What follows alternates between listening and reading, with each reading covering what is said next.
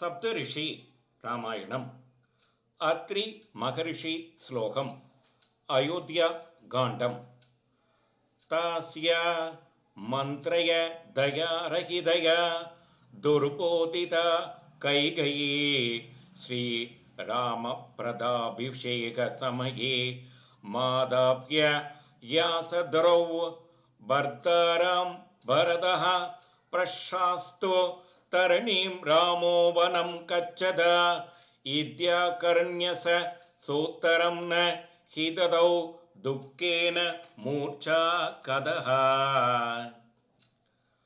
ஒரு சேடி பணியாள் மந்தரை இதமாக பேசி கைகையின் மனத்தை கல்லாக்கி ராமனுக்கு பட்டாபிஷேக சந்தோஷ சமயத்தில் பழைய நினைவூட்டி தசரதன் வாக்களித்த இரு வரங்களை கேட்க வைத்தாள்.